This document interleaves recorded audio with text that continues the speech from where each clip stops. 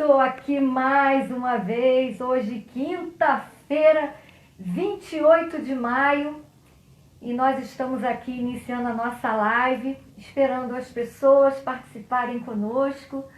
Hoje eu vou ter o enorme prazer em receber Wagner Souza, ele que é psicoterapeuta, que faz um trabalho maravilhoso, além de constelador, e muito mais que isso, uma pessoa totalmente espiritualizada. E quando eu iniciei essas lives, um dos objetivos era levar informação, entretenimento, levar um pouco de acalento às pessoas. Foi tudo muito despretensioso. E lógico que a fé tinha que estar aqui conosco também. E o Wagner já está aqui. Parece que eu estou com frio na barriga, tão grande, porque falar de fé é algo muito responsável. Olha ele aí. Tudo bom, Silvana? Seja bem-vindo. Deixa eu botar o fone. Muito obrigado pelo convite. É sempre uma alegria, não é? Eu que agradeço muito. Falei com você. Acho que eu tô. Peraí, deixa eu me ajeitar aqui. Você Claro. tá acostumada a fazer live. A criatura aqui ainda se enrola. E mais difícil ainda é fazer live com alguém sem desmerecer os outros, muito pelo contrário, todo mundo que participou foram escolhidos de forma assim muito criteriosa, com muito carinho. Mas você vai falar de um assunto, Wagner, Sim. que é sobre a fé. Então a gente tem que ter muita responsabilidade, porque a fé não tem a ver com religião, tem a ver com religiosidade. E essa fé que grita dentro de mim é que eu sinto vontade de espalhar para o mundo, sabe? Uhum. Aí eu falei, gente, eu tenho que chamar alguém que sabe com propriedade levar isso ao outro. E aí eu pensei em várias pessoas queridas, pessoas que eu respeito, mas não tinha outra pessoa. Com vocês, Wagner Souza. Obrigada. Nossa, que apresentação, né? Obrigada por ter aceitado esse convite aí. Fala um pouquinho pra gente dessa diferença de religião para religiosidade, Wagner. Então, uma aprisiona você. A outra diz o quanto você é livre. Não é? Então, por exemplo, o pensador Mark Darwin, ele tem uma frase muito interessante que ele fala o seguinte: existem 2 dias que são muito importantes na nossa vida. O primeiro dia é o dia que nós nascemos. E o segundo dia é quando a gente descobre o porquê de nós nascermos. Então, a religiosidade, ela está muito atrelada a isso, né? Ela está atrelada a o que nós vemos manifestar no mundo. E, por exemplo, no mundo corporativo, né? Principalmente no mundo profissional, na dinâmica profissional das pessoas, eu ouço muito falar em busca por propósito, né? E propósito também está ligado a essa questão, esse viés da religiosidade, né? Então, o propósito, eu ainda não encontrei o propósito da minha vida e tal. Nós temos um único propósito na vida, de ter e vivermos uma experiência no amor. E essa experiência, na religiosidade, nós conseguimos de uma forma muito mais profunda. Não é? Não desmerecendo as religiões, porque as religiões, elas organizam o caminho dessas pessoas. Por isso que existem os católicos, os protestantes evangélicos, os espíritas, não é? Então, cada um tem o seu caminho. Portanto, todas as religiões são espiritualistas. E o que é o espiritualismo, né? O espiritualismo é uma crença de que exista algo, por exemplo, após a morte. Só que cada uma dessas religiões, ela vai classificar, ela vai dar um corpo de doutrina, não é? Obviamente, para que as pessoas possam se guiar. Mas o que realmente une as pessoas é a religiosidade. E a religiosidade não depende das religiões, mas depende de um saber da existência de algo maior. Dia desse me perguntaram assim, Wagner, você crê em Deus? Aí eu respondi assim, não. Aí as pessoas assim, como assim não? Você não crê em Deus? Você é espírita, você vive fazendo live, fazendo isso, falando de espiritualidade e tudo. Não, eu não creio. Eu sei. E aí a pessoa me pergunta assim, mas como é que você sabe? Não adianta me fazer essa pergunta, porque não é uma certeza intelectual. Então aí a gente vai para o terreno da fé mesmo, né? Porque a fé é aquele movimento, né? Você coloca o pé que Deus coloca o chão. Você só precisa caminhar, você só precisa fazer esses movimentos, né? Então, para mim, a questão da fé, ela é muito importante, né? Também está ligada à questão dos ritos, né? Tem religiões que não têm rituais, mas tem religiões que têm os seus rituais. E, em verdade, na mais pura verdade, todos nós temos um ritual. Todos nós temos, né? E são importantes por quê? Porque nós, como seres humanos, nós somos 90% visuais. Então, é bom, às vezes, você tomar contato com uma imagem, você entende? Por quê? Porque as imagens internas, no mundo, né? No mundo de provas, de expiações, como a gente vive agora, né? Dentro da visão espírita, é um mundo muito confuso. Não é? Um mundo onde a gente mergulha em caminhos que a gente se perde. Então, a questão das imagens, não precisa ser imagem física, né? Mas muitas vezes, assim, quando você conversa com uma pessoa, nesse momento, quando eu estou conversando com você, eu tenho uma imagem muito bonita dessa relação.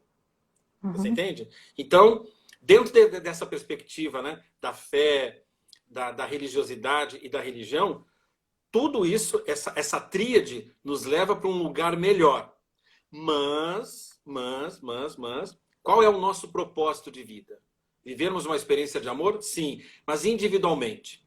Por exemplo, qual é o propósito da Silvana nesse momento? Entendeu? Nesse momento é conversar comigo, né? Uhum. Então esse É, é o único propósito que existe na sua vida. Não existe entendi. aquilo que você tinha ontem e não existe aquilo que você quer amanhã. Por exemplo, na sua audiência devem ter mães, devem ter pais, não é? Nos assistindo nesse momento. Sei. Se perguntando, qual o meu maior propósito na vida nesse momento? Talvez seja manter-se sentado aí onde você está, ao lado do seu filho, da sua filha, da sua esposa, do seu esposo. Esse é o propósito da vida.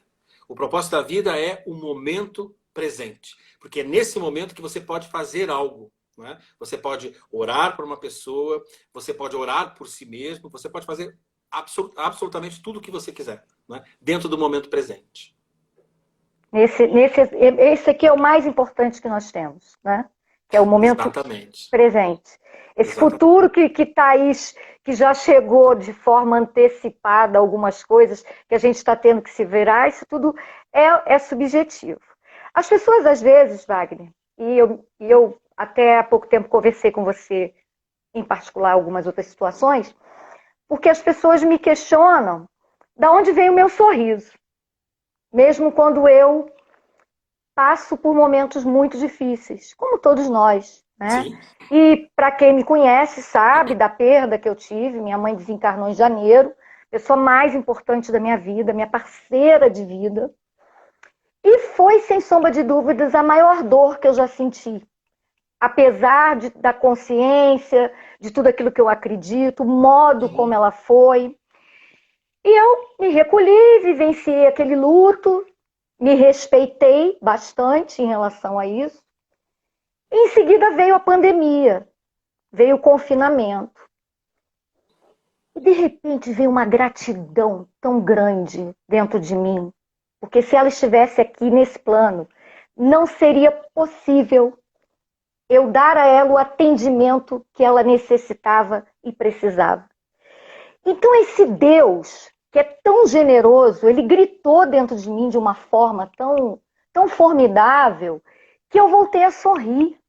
Não que eu estivesse zangada com ele, indignada. Não, foi tudo muito sereno, mas essa dor é normal, né? Essa dor da perda naquele primeiro momento. Então essa saudade está aqui, mas a dor passou. E você me disse uma coisa semana passada, que eu acho até pertinente falar nesse momento para as pessoas, Uhum. que é em relação àqueles que nós amamos e que não estão mais aqui nesse plano, esse Deus que nós acreditamos, eles vivem, porque estão aqui. Exatamente. E eu quero que você fale sobre isso. Exatamente. É. Aonde nasce esse vínculo, né? Essa coisa linda que é a religiosidade, a espiritualidade? Tem um porto de onde esse navio, né, da vida ele parte, que chama-se os nossos pais. Então, por exemplo, muitas pessoas reclamam que a vida lhe trata de forma ingrata, de forma injusta. E dentro da perspectiva sistêmica das constelações familiares, né, a vida nos trata exatamente como nós tratamos os nossos pais, em especial a nossa mãe. Então essa é a primeira resposta para que, quando você diz assim, ó, da onde vem o seu sorriso? Né? Então assim, ó, sua mamãe retorna, né, retorna ao mundo espiritual. Mas aonde ela de fato está? Não é? Então, o próprio Evangelho diz assim, ó, deixai os mortos enterrarem os seus mortos. Então, aquele que não tem essa vida, obviamente que ele vai enxergar a morte. Então, nesse momento em que você se cura, não tem nada a ver com a sua mamãe, mas tem a ver com a imagem que a Silvana tinha da mãe dentro dela. Não é? Então, compartilhando com você, meu pai vai fazer 2 anos da desencarnação dele agora no mês de agosto. Né? Então, na semana que o meu pai desencarnou, na quinta-feira eu falei com a minha irmã mais nova. E aí, quando eu liguei para ela, ela estava bem emocionada, né? E ela me falando, e eu perguntei, e aí, como é que ele está? E aí ela dizendo assim, olha, eu tive lá, e ela chorando, né? Eu tive lá, e ele estava, porque no final já do processo dele todo, ele já não se mexia e tal, tudo, teve vários, né, acidentes vascular cerebral, enfim. E aí ela dizendo assim, eu tive lá com ele, aí passava a mão na cabecinha dele, aí pegava a mão dele, né, e colocava a minha mão sobre a mão dele e tal. E aí ela muito emocionada, né? Muito fragilizada. E eu percebendo que aquela fragilidade, ela vinha de um lugar aonde não pertencia à minha irmã. E ainda vou explicar melhor o que é isso. Aí eu ainda perguntei para ela, mas você vai estar com ele hoje? Ela disse, sim, hoje é o dia que eu vou pousar lá, eu vou dormir com ele lá, ajudando uma outra irmã a cuidar. E aí eu falei para ela assim, então você vai fazer o seguinte, você vai chegar e vai pegar uma cadeira que seja mais baixa um pouquinho que a cama. Ok? E aí o que você vai fazer? Em hipótese alguma, você passa a mão na cabeça do nosso pai. Em hipótese alguma, você coloca a sua mão sobre a mão dele. Se você quiser, você vai fazer o seguinte, você pega a mão dele e coloca sobre a sua mão. O que eu quis dizer para minha irmã naquele momento? Que por mais que o nosso pai estivesse lá, não é? As portas da desencarnação, porque isso foi numa quinta-feira, ele veio a desencarnar no sábado, né, 8 horas da noite, que por mais frágil e moribundo que aquele corpo estivesse ali experimentando, ele é o grande. Nossa. Ele é o maior. Ele é o pai. Então, todo filho precisa estar no seu lugar para ter dos pais tudo aquilo que os pais nos dão. E muitos filhos têm questões sérias com seus pais, por quê? Porque se relacionam com uma imagem que criaram. Meu pai não me amou, minha mãe não me amou. Claro que amou, não amou do jeito que você criou. Então, no momento, quando você diz que a dor foi grande, a dor é grande por quê? Porque a Silvana estava no seu lugar de filha, olhava a mãe como a grande e dá essa dor mesmo. E às vezes no luto a gente precisa perdoar a morte por ter levado aquele amor nosso. Mas por mais doentes, por mais que não existam os nossos pais, eles sempre são os grandes. E quando a gente respeita essa hierarquia, não é? Aí flui então a chamada espiritualidade. Porque imagina só, se você acredita em Deus, Silvana? Eu? É. Muito. Então. Mas como que alguém pode acreditar em Deus se esse alguém não nasceu? Ah, então quer dizer que a primeira experiência espiritual em Deus são os nossos pais? Sim, em especial as mães. Uhum. Então, os pais, eles são como portais. Então, atrás dos pais está Deus ou o divino pessoal, o que você quiser. O nome que a Então, pessoa achar. exatamente. Então, quando eu me volto para os meus pais sem cobrar nada, apenas tomando a vida, porque o que de essencial nossos pais nos deram, de mais importante? A vida. O restante é por nossa conta. É por nossa conta. Não é? Então, no momento que a gente toma pai e mãe, que isso é um processo que é a vida toda, não é? Quando você toma pai e mãe, aí esse portal em direção ao divino, a espiritualidade se abre.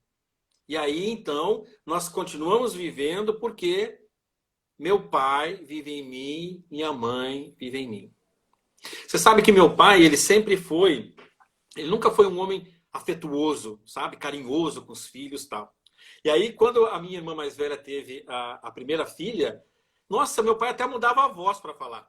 E eu falava assim, olha só esse safado, né? Com a gente era sempre duro ali e tal, e agora com a neta é todo... Então, o que a gente percebe? E aí, um dia eu descobri que eu ficava pensando assim, meu pai não é afetuoso. Ok, mas aonde está meu pai? Dentro de mim.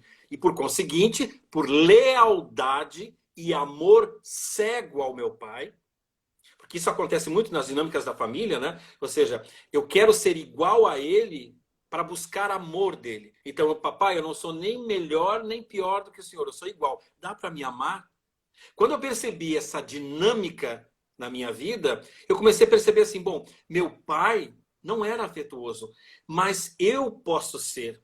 Se eu experimentar ser afetuoso, meu pai que está em mim também se torna.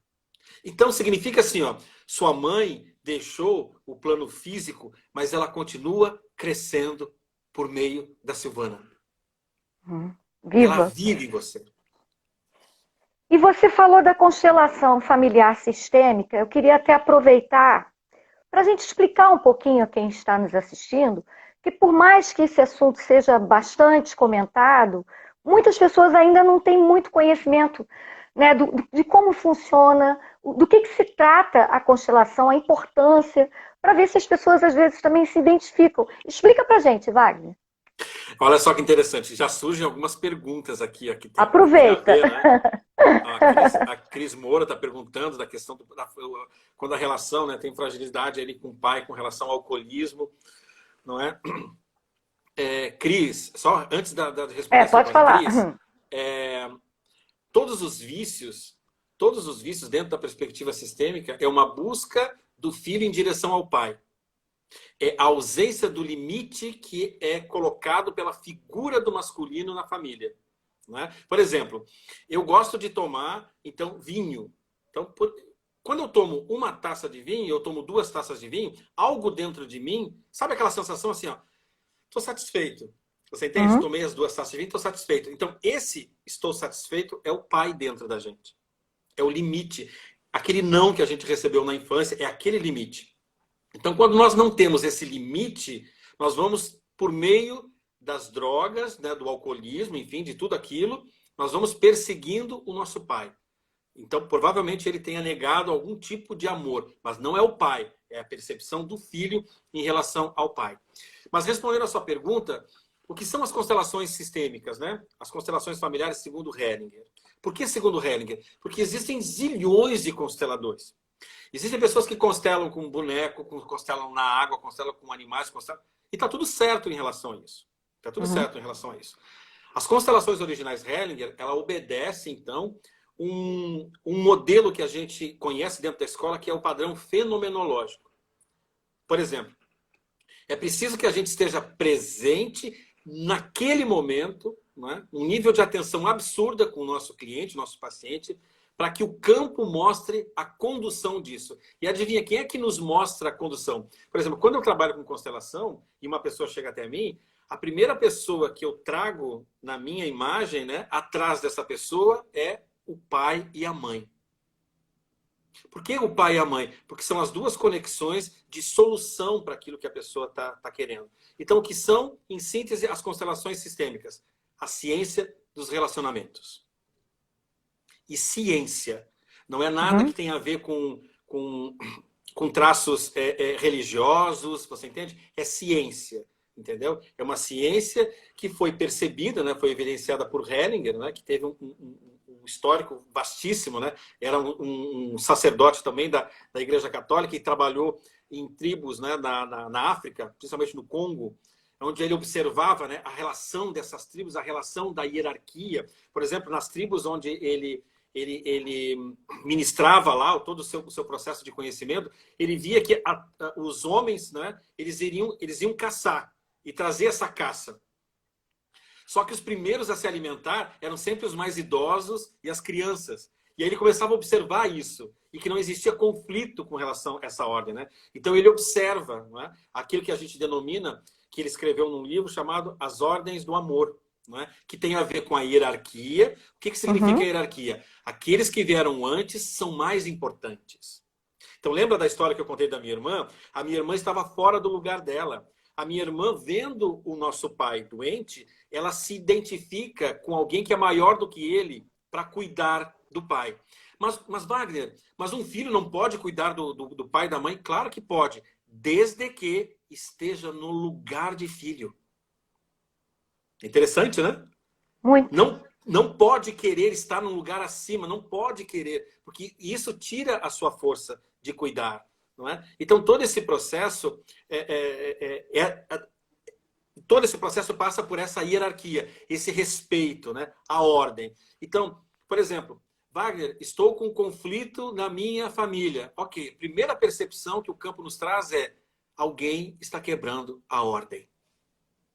A engrenagem. Isso é como se fosse uma engrenagem. Exatamente, exatamente. Por exemplo, na minha história, né? Eu sou caçula.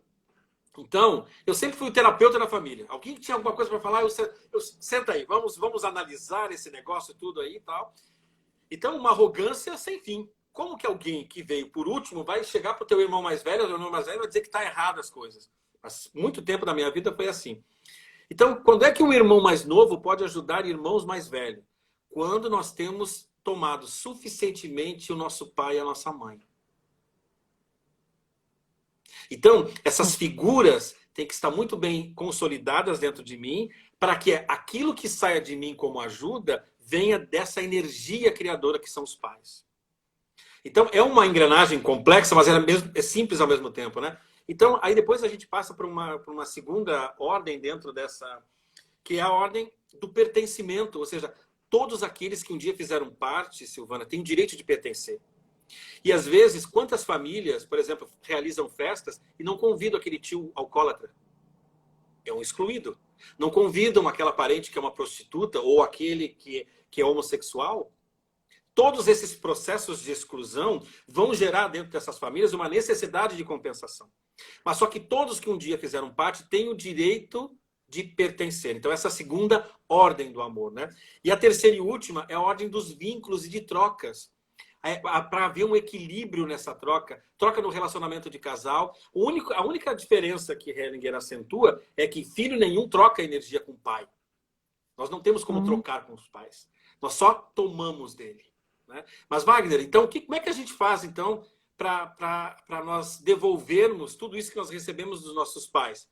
Justamente dando sequência à vida. Então, assim, ó, seus pais deram sequência à sua vida, ok, então você vai se casar e vai ter filhos. Mas, Wagner, eu não quero me casar e eu não quero ter filhos. Ok, então você não vai ser pai de criança, mas você pode ser pai de um belo projeto social. Você pode ser mãe de uma bela empresa que empregue muitas pessoas. Você pode ser mãe de um projeto de lives que traga, você entende? Que traga conhecimento e a profundidade para as pessoas. Então, nós podemos servir. O que você faz com o seu trabalho, você honra a sua mãe, você honra os seus pais, e não só eles. Você honra todas as mulheres que vieram antes. Você honra todas as mulheres que do seu sistema familiar não tiveram voz. Que foram violentadas quando tentaram se expressar. E hoje, por meio da sua expressão, por meio do seu envolvimento e por meio da sua mobilização, essas mulheres que não tiveram voz têm. Por quê? Porque aonde estão elas? Dentro da Silvana. Então elas pertencem. A Silvana não é só a Silvana é um conjunto. É um conjunto de vida, é um conjunto de experiências, é um conjunto de amor, é um conjunto de dores também, porque faz parte disso, né? Quando eu falei, né? Existe o amor cego e existe o amor sábio. O amor cego é quando eu sou leal a alguma coisa negativa. E o amor sábio é quando eu olho, por exemplo, é como se a Silvana olhasse para todas as mulheres por meio da sua mamãe e dissesse na alma, por vocês que não puderam experimentar, sei lá, a liberdade de expressão, eu hoje experimento mais. E aí você baixa a cabeça e planeja as coisas fantásticas que você faz dentro da comunicação. E por quê? Porque você se abre de forma respeitosa a tudo aquilo que veio antes. Porque se nós formos pensar, é muita dor e sofrimento que aconteceu no passado, até para que nós tivéssemos a vida de hoje. Não é? Por exemplo, muitas pessoas vão morrer em função dessa pandemia, e nesse processo de morte, a vacina vai ser descoberta. Mas esse sacrifício foi feito. E quando nós honramos isso, mais vida nós temos. Não é? E esse honrar que eu falo se conecta muito a essa questão de espiritualidade mesmo, né? Porque, por exemplo, como é que nós manifestamos a espiritualidade no mundo? Como é que nós manifestamos? Por meio da nossa profissão. Por quê? Porque espiritualidade é serviço. Servir. Espiritualidade é o que eu posso fazer para você. Por isso que a espiritualidade está presente. Oi? Perfeita essa sua colocação para esse momento agora. Principalmente para esse momento. Pode continuar. Então, a espiritualidade está presente nos relacionamentos afetivos, né, das amizades, no casamento, tudo. Wagner, como é que eu sei? Como é que eu sei que eu estou evoluindo espiritualmente, enfim, que eu estou crescendo? Como eu sei? Tem uma receita bem fácil. Como que a gente sabe que está evoluindo? Quando nós nos sentimos confortáveis no meio que nos causa desconforto. Então, a medida da nossa evolução é essa. Porque muitas pessoas, por exemplo, o Brasil entra com a questão, sei lá, um caos político, um caos isso. O que você ouve a maior parte dos brasileiros dizendo? Eu vou embora desse país. Teve uma época que todo mundo ia para Portugal, né? Ia dar um overbook lá em Portugal, né? Então todo mundo vai embora, né? Porque o Brasil não presta e tal. Então é justamente isso. Nesse momento, o país precisa de nós. E quem é o país? O país é aquele que nos acolheu, entendeu? Quem é o país? O país é a mãe. E por que essa revolta que nós estamos tendo com essa mãe que provê o nosso sustento? Por que a gente não olha para essa mãe e olha justamente... Imagina só, imagina que o planeta Terra é um ser vivo. Não é? Imagina que o planeta Terra é um ser vivo. Digamos que os países são os órgãos desse planeta. E nós, seres humanos, somos as células. O planeta está doente. Mas como é que um corpo se torna doente? Porque as células vão atacando os órgãos e esses órgãos entram em falência. Então podemos dizer, será que a Terra mandou algum tipo de mensagem para nós, em termos de aquecimento global, em termos, né, de desmatamento, de queimadas, uma série de outras coisas? Será que ela não mandou? Mandou. Então nesse momento, o que a gente está vivendo? A gente está vivendo o efeito. Então isso tudo que está acontecendo nesse momento é uma dinâmica espiritual, sem dúvida nenhuma. E que nos traz um momento para nós refletirmos sobre qual o meu papel diante disso. E não engrossar essa fileira, né? Por exemplo, eu acredito, Silvana, que existem 3 pessoas que vão morrer durante esse processo que a gente está vivendo. A primeira pessoa é aquela pessoa que vai morrer mesmo. Entendeu? Já está programado dela morrer, então ela vai morrer. Ok. Tem o segundo grupo de pessoas que escolheram espiritualmente desencarnarem nesse processo, porque tem a ver com as suas caminhadas e peregrinações espirituais. Mas tem um terceiro e último grupo que eu acho muito interessante. São das pessoas que podem ou não morrer. Mas como? Existe, então, eu quero fazer parte desse grupo. Claro que você pode fazer esse grupo, mas você tem um pedágio para pagar. Que pedágio é esse? Nesse momento, seja útil para o mundo. Seja útil para as pessoas. Que a sua comunicação nas redes sociais seja uma comunicação como um médium, que recebe algo e que repassa. Mas observe se aquilo que você escreve nas suas redes sociais, você está exercendo uma mediunidade de esperança ou de luto, de fracasso, de dor. Porque tudo aquilo que você comunica, isso vai, de certa forma, ganhar uma dimensão dos pensamentos. Porque nós vivemos imersos, Silvana, como se nós estivéssemos numa pensamentosfera. Não é? Então, os depressivos, eles se comunicam por meio de uma onda. Não é? Os positivos também, os empreendedores também. Então, nós estamos sempre nos retroalimentando. Não é? Então, esse estado interno, né, de estar a serviço, de nós querermos servir a algo maior, mas, Wagner, servir ao quê? Além das nossas suscetibilidades, né? Porque a gente vive realmente assim um momento, não só no país ou no mundo, um momento de polarização. Não é? E o que significa a polarização? A polarização significa que você não dá o direito, não é? Você não dá o direito de haverem oposições. E é justamente na oposição que se cresce. Né? Por exemplo, dentro do aspecto da fé e da religião, né? Qual é a figura do demônio, né? Do diabo? O diabo é o grande opositor. Né? Então, por exemplo, assim, ó, quando uma pessoa tem um inimigo, não é a pessoa que diz assim, ó, para você, Wagner, a partir de agora eu sou o seu inimigo. Não, sou sempre eu que rotulo a pessoa como inimigo. Por quê? Porque ela se opõe às minhas ideias. Então, dentro desse aspecto, né, da religiosidade, da fé e de tudo isso que a gente está falando, sejamos úteis para a sociedade nesse momento. Não é? Se é que você quer permanecer vivo. Existem muitas pessoas, Silvana, que querem morrer. E tem muitas que estão aqui assistindo esse live. Tá? E elas vão saber quem são, porque elas vão sentir na alma. Então, muitas querem morrer. Só que não têm coragem de tirar a própria vida. E por não terem coragem de tirar a própria vida, que não tem nada a ver com coragem, o que elas fazem? Por exemplo, elas saem à rua e não usam máscaras. Dentro do momento que a gente está vivendo. Espiritualmente, na alma, existe um desejo profundo de morrer. Mas não quero ser responsável por essa morte. Nossa, interessante essa sua colocação. Então, para você ver que existe uma nuance muito grande dessa dimensão espiritual entre a gente. Não é? Então, só que essas pessoas, elas estão em contato sempre com as redes sociais.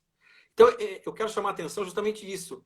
Para nós termos uma leveza e um cuidado daquilo que a gente comunica. Mas, Wagner, mas isso que você está falando, então quer dizer que eu não posso me posicionar? Claro que você pode se posicionar. A única questão que eu coloco como terapeuta é: verifica se o seu posicionamento é um posicionamento genuíno. Porque todo posicionamento genuíno, ele não gera conflito. Mas se você, como pessoa, está carregado de conflitos, o que vai acontecer? Você vai tomar para si uma bandeira e vai se esconder atrás da bandeira. E aí você levanta a bandeira que você defende e aí você vira o algoz, que na verdade não tem a ver com a bandeira, mas tem a ver com a sua expressão individual. Então, muito disso que a gente vê nas redes sociais, as pessoas se degladiando, não são porque defendem a bandeira A e B, são a demonstração dos conflitos internos. Né? São pessoas que não conseguem olhar para os seus limites, não é? E não conseguem crescer com isso. Então é mais fácil apontar. Né? Exato. E não só, porque é um coletivo, né? É um coletivo. Então o coletivo está tudo ali e ali eu me coloco. Porque olha só, quando você pega, por exemplo assim, você pega alguém, não é? Você pega alguém e levanta, com essa taça aqui, né? Você levanta e torna um mártir. Né? O mártir significa o quê? Para colocar alguém em martírio. Então, quando você coloca aqui e você começa a apontar o dedo, e todo mundo aponta, né? É ele, é ele, é ele. O que significa? Todas as atenções estão voltadas para ele e eu com a permissão de continuar sendo mal. E mal significa ignorante. Você entende?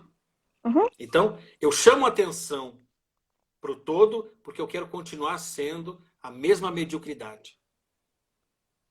E aí, depois, obviamente, né, eu não consigo me relacionar com isso e, obviamente, tem tudo a ver com esse relacionamento primal que as constelações familiares trazem. Né? São pessoas que têm questões com seus pais. Não é? Então, se não tomam de pai e mãe, vão tomar nos relacionamentos. Aí vem a tal engrenagem. Agora, você falou há pouco da hierarquia, né? Dessa hierarquia dos pais, dos mais velhos e da criança, que as atenções eram voltadas às prioridades para as crianças e para os idosos. E aí eu quero aproveitar esse momento nosso para falar dessa questão do idoso que está vivendo. Ele, de uma certa maneira, ele está na ponta desse iceberg aí, de uma forma muito, muito vulnerável, mais do que o normal. Porque o idoso tem que estar em casa, sem sombra de dúvidas, e eles são mais rebeldes porque eles têm uma sede, uma pressa. Eles não vão às ruas porque fazem aquilo porque não estão nem aí, não. É porque o tempo deles é diferente do nosso. Não pode perder tempo. E atrelado a isso, a grande maioria não tem acesso, né? Não tem a habilidade com a tecnologia, vamos dizer assim.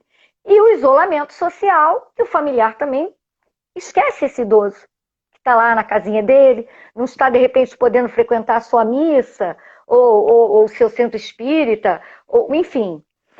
E eu queria que você reforçasse um pouquinho sobre isso também, dessa importância de olhar para essa outra ponta, que estão aí e que ficam sendo vistos como o resto, né? Aqueles que construíram a história estão no patamar da prioridade de que não é importante. E, na verdade, eles são fundamentais, tanto quanto. Sim. Então, mas por que eles são fundamentais? Porque sem eles a gente não estava aqui. Ninguém estaria aqui, né? Então, aqueles que vêm antes, quando você diz assim a questão do idoso, eles vêm antes e eles merecem realmente, e não é por merecer pelo mérito, porque o mérito é uma coisa muito, muito particular e muito individual, não é? Mas por terem chegado antes, esse respeito. E o que é o respeito? O que é o núcleo da palavra respeito? Né? Respeito é você olhar de novo. Não é? Então, por exemplo, quando você olha para um parente que é idoso, você sempre se acha diferente dele.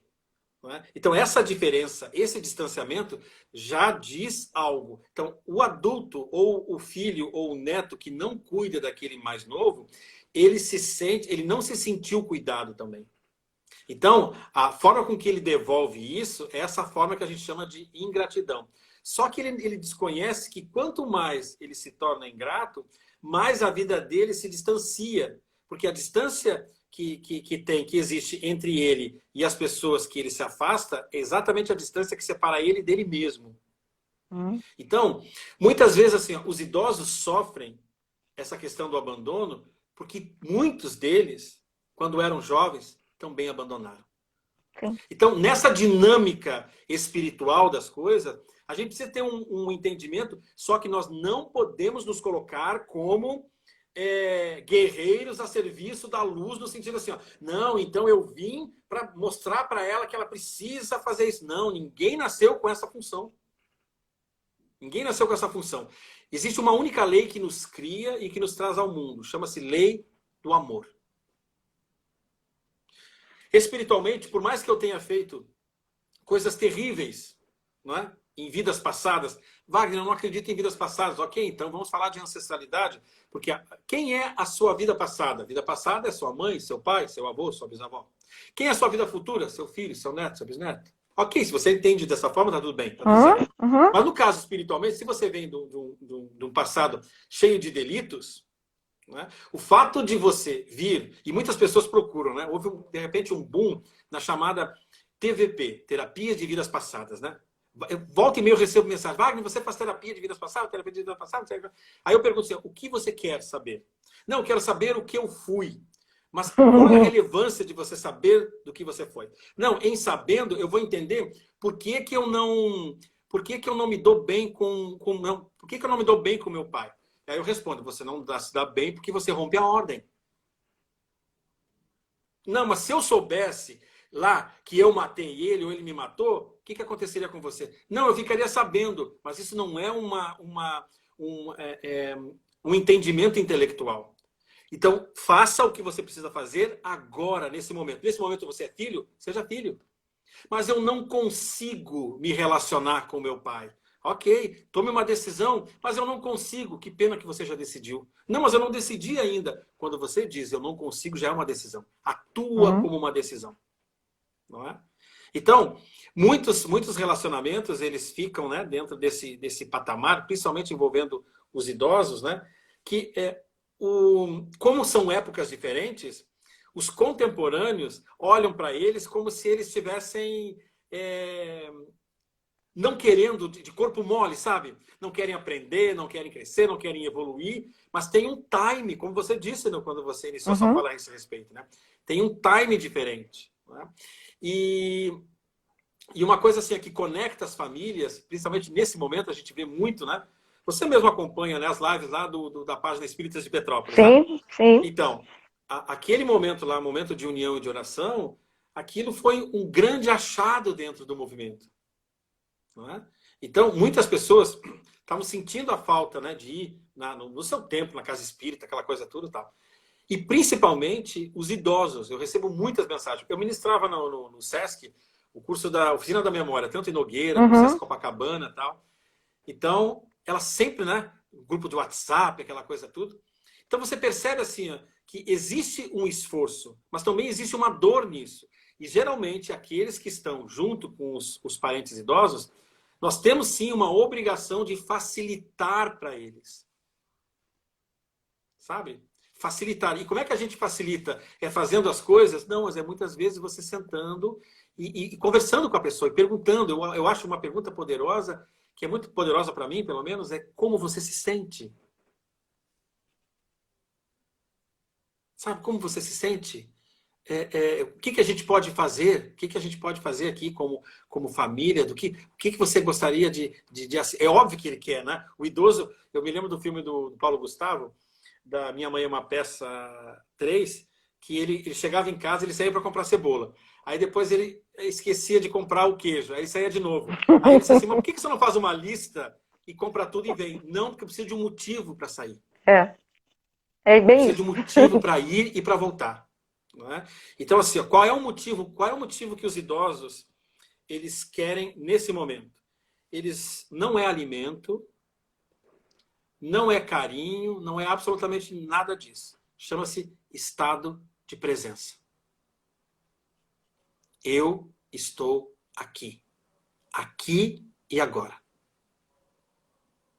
E nada de televisão ligada e o parente está aqui e você, sim, não, com certeza. Porque é uma dinâmica, né? É uma dinâmica que acontece de relacionamento, né? Mas tem todas umas implicações por trás. Então, pessoas que se comportam dessa forma não tem como uma vida dar uma resposta positiva.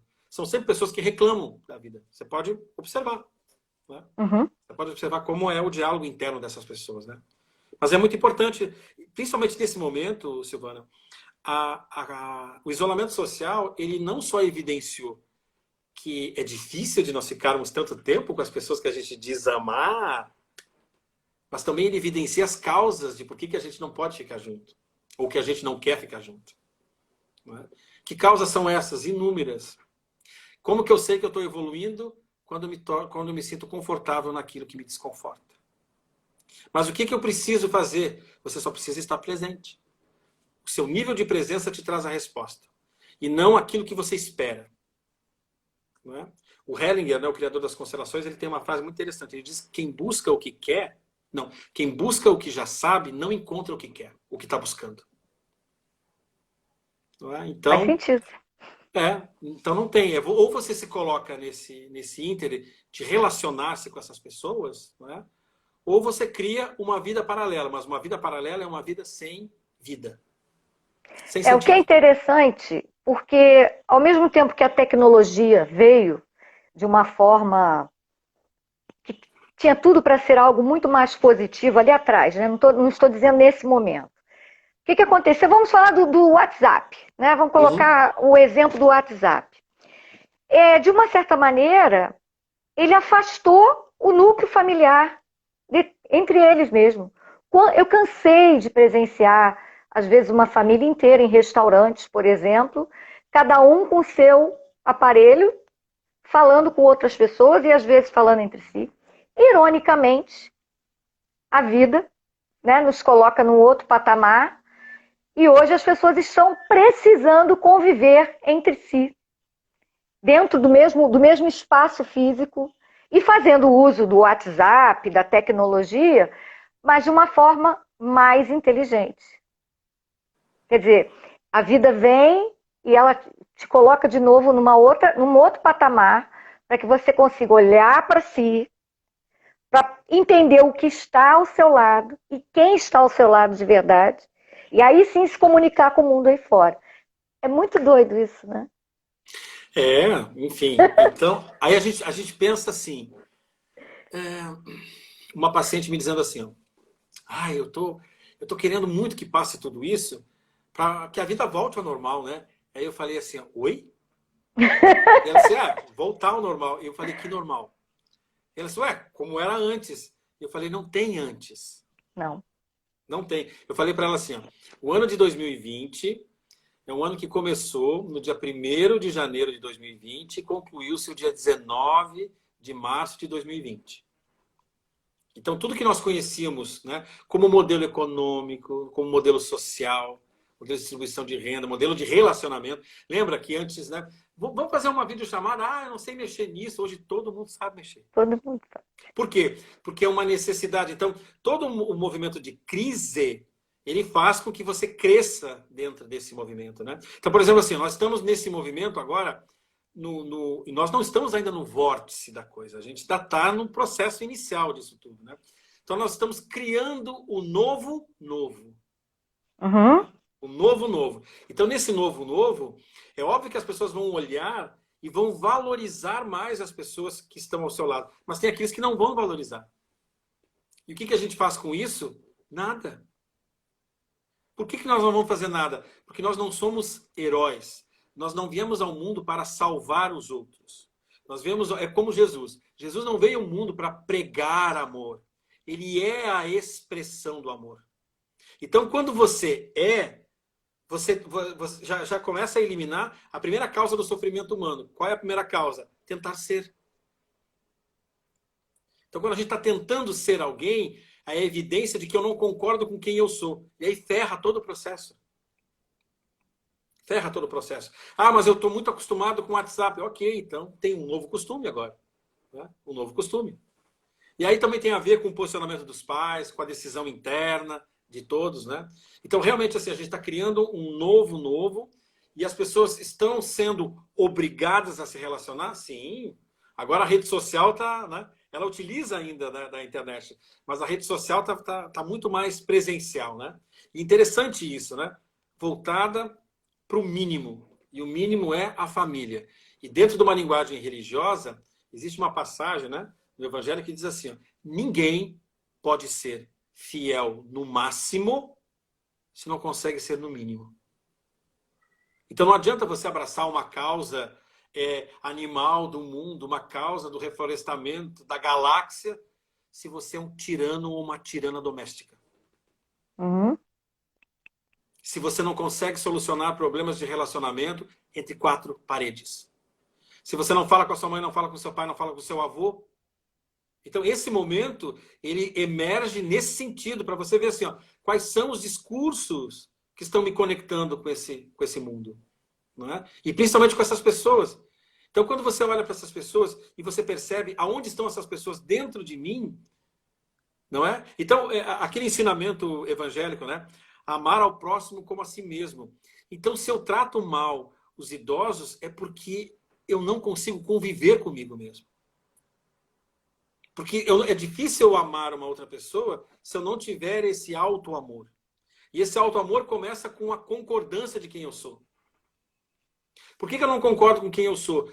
Porque as referências externas são maiores. O que são as referências externas? Por exemplo, existem várias palavras em algumas línguas, né, que não precisavam existir. Por exemplo, na língua portuguesa, o deveria, o famigerado que eu costumo dizer, não precisava existir. Por quê? Porque o deveria, ele diz para você que você estava errada, está errada e estará errada. Então, por exemplo, você, como todos nós, já passou por algum momento como esse. A pessoa olha para você e diz assim, Silvana, como teu cabelo está bonito, mas eu acho que você deveria usar mais escuro. Então, quando eu digo que você deveria usar mais escuro, o que eu estou dizendo? Que eu não concordo com as suas escolhas. E aí, se você tiver uma psicologia que não está sedimentada dentro de um processo de autoestima, de referências internas, você vai lá e muda o cabelo para escuro. Aí, de repente, chega uma outra amiga e diz assim, nossa, teu cabelo continua lindo. Ué, mas por que você tirou aquela cor que estava tão bonita? Aí, meu Deus do céu! E fica vivendo em função do outro, né? Exatamente. Da expectativa que o outro tem em relação a você. Exato. E aí é difícil de você amar o próximo. Por quê? Porque você não tem referências. Não é? Por exemplo, assim, ó, existe uma forma de nós começarmos a amar ao próximo. Que forma é essa? É nós nos vincularmos a algo de bom que essa pessoa tem. Por exemplo, um casal que se separou. Não é? Aí o marido segue o seu caminho e a esposa segue. E aí, sei lá, houve uma traição, alguma coisa que aconteceu no relacionamento. A esposa está ferida por ter vivenciado aquilo. Ok. Então, é difícil dela amar esse cidadão. Porque o amor de relacionamento, o amor de homem e mulher está ferido. Então, é difícil de ter esse amor maior. Mas se ela olha para esse homem e ela consegue separar o pai do filho do casal, do comportamento, ela consegue perceber que ele pode ter feito tudo isso, mas que ele é um bom pai presente. Então, no momento em que ela se conecta com a bondade que existe no meio daquela ruindade toda, digamos assim, nesse momento ela começa a amar esse próximo. Porque a vibração da apreciação, Silvana, é idêntica à vibração do amor. Então, quando a gente diz assim, é difícil de amar ao próximo, porque o amor que a gente tem, a concepção, é meio que um amor romântico, é meio que um amor, sabe, que só pertence aos grandes nomes da espiritualidade que viveram no mundo, você entende? Então, não é isso.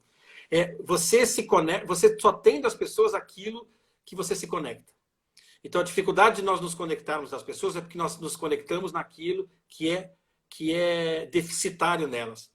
Mas se você acredita que você é uma pessoa diferente, pelo menos da última semana, do último dia, então dê esse direito a outras pessoas também de serem.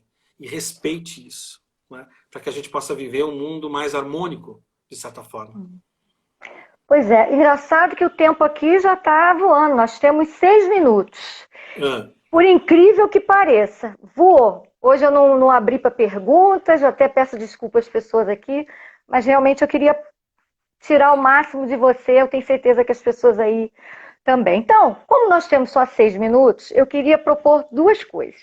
Sim. Uma, que você nos colocasse de alguma maneira, seja em termos religiosos, de religiosidade ou como terapeuta, de que maneira nós podemos acalentar o nosso coração nesse momento dessa turbulência que nenhum de nós sabemos, né?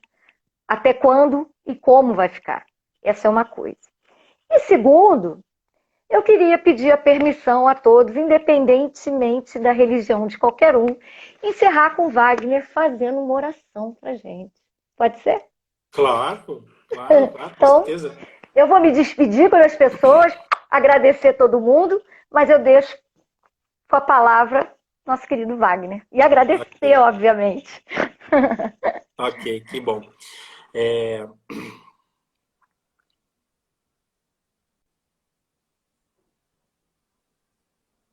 Nós somos a maior expressão de amor.